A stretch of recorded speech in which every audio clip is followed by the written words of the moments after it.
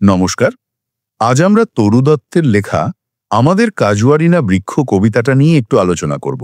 হ্যাঁ, খুব বিখ্যাত একটা কবিতা। আমাদের হাতে এর কিছু নির্বাচিত অংশ আছে, তো আমরা বোঝার চেষ্টা করব যে একটা সাধারণ গাছ মানে কাজুয়ারিনা গাছ সেটা কিভাবে কবির কাছে এতটা গুরুত্বপূর্ণ হয়ে উঠল।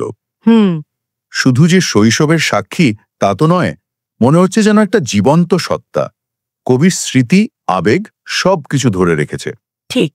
আর শুরুতেই গাছটার যে বর্ণনা সেটা কিন্তু বেশ স্ট্রাইকিং। একদম।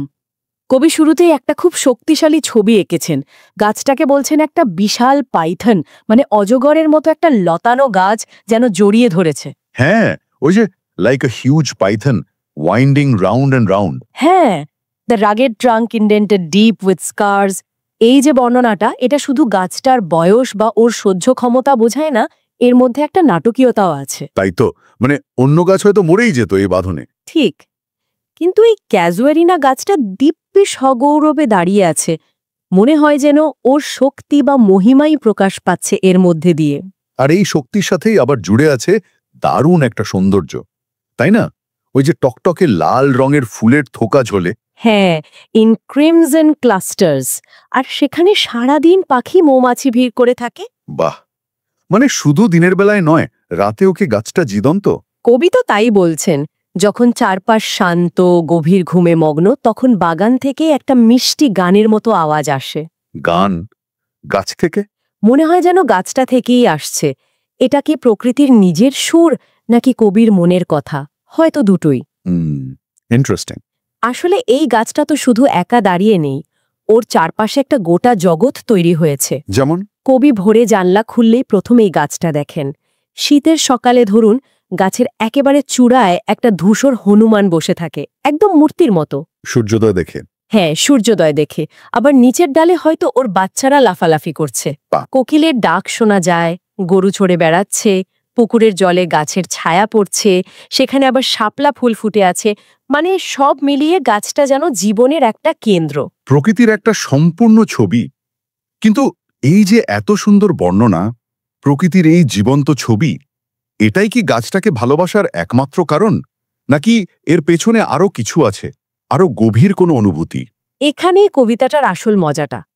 কবি কিন্তু নিজেই পরিষ্কার করে দিচ্ছেন, বলছেন যে এই ভালোবাসা শুধু গাছের বিশাল চেহারা বা সৌন্দর্যের জন্য নয়। ও আচ্ছা। হ্যাঁ, উনি বলছেন, but not because of its magnificence dear is the casuarina to my soul.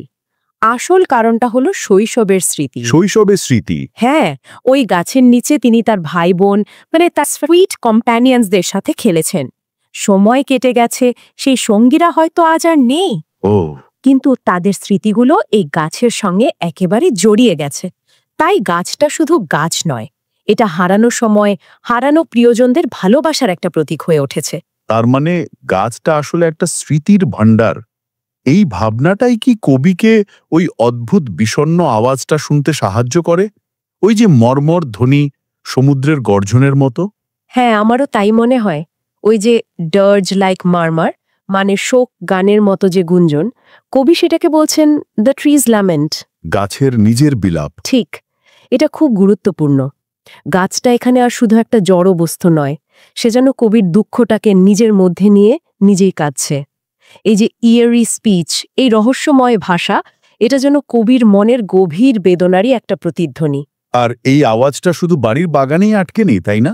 কবি তো বলছেন উনি ফ্রান্স বা ইতালিতেও এটা শুনেছেন। হ্যাঁ, যখনই ওই সুরটা শোনেন, তখনই তার মনে দেশের বাড়ির প্রিয় গাছটার ছবি ভেসে ওঠে। ভাবুন, স্মৃতি আর অনুভূতির টানটা কতটা গভীর হতে পারে। সত্যি। এই স্মৃতি, এই ভালোবাসা, এই হারানোর যন্ত্রণা, এই সব কিছু মিলিয়েই কবি গাছটাকে অমর করে রাখতে চান কবিতার মাধ্যমে। হ্যাঁ, তিনি চান তার কবিতা যেন এই গাছটাকে সম্মান জানায়, একে বাঁচিয়ে রাখে।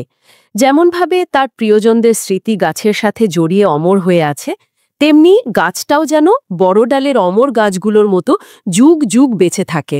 কিন্তু কবির নিজেরই একটু সংশয় আছে, তাই না? যে তার কবিতা হয়তো যথেষ্ট নয়। হ্যাঁ, উনি বলছেন দো উইক দ্য ভার্স, মানে তার কলম হয়তো গাছটার মহিমা পুরোপুরি তুলে ধরতে পারবে না, কিন্তু শেষ পর্যন্ত তিনি ভরসা রাখছেন ভালোবাসার উপর। ভালোবাসা। হ্যাঁ, প্রার্থনা করছেন যেন এই ভালোবাসা গাছটিকে বিস্মৃতির অভিশাপ থেকে রক্ষা করে। মে লাভ ডিফেন্ড দি ফ্রম অবলিভিয়ান্স কার্স। তার মানে শেষ পর্যন্ত ভালোবাসা আর স্মৃতি আসল রক্ষা কবচ। একদম। সব মিলিয়ে দেখলে এই ক্যাজুয়েরিনা গাছটা শুধু প্রকৃতির একটা অংশ নয়, এটা স্মৃতি, ভালোবাসা, হারানো শৈশব আর খুব ব্যক্তিগত অনুভূতির একটা খুব শক্তিশালী প্রতীক। কবির লেখায় গাছটা যেন সত্যিই জীবন্ত হয়ে উঠেছে। ওর নিজের ভাষা আছে, আবেগ আছে, এমনকি দুঃখ প্রকাশের ক্ষমতাও আছে। এটা কবির চেতনার একটা অংশ হয়ে গেছে। ঠিক তাই। আচ্ছা, আমাদের আলোচনা আজ এখানেই শেষ করতে হচ্ছে। তবে যাওয়ার আগে একটা প্রশ্ন রেখে যাই শ্রোতাদের জন্য। হ্যাঁ, বলুন। আমাদের নিজেদের জীবনেও কি এমন কোনো সাধারণ জিনিস বা খুব চেনা কোনো জায়গা থাকে না, যা আমাদের অজান্তেই আমাদের ব্যক্তিগত ইতিহাস, হারিয়ে যাওয়া সম্পর্ক, না বলা অনুভূতির সাক্ষী হয়ে থেকে যায়? সময়ের স্রোতও হয়তো যাকে ছুঁতে পারে না। এটা নিয়ে ভাবা যেতে পারে।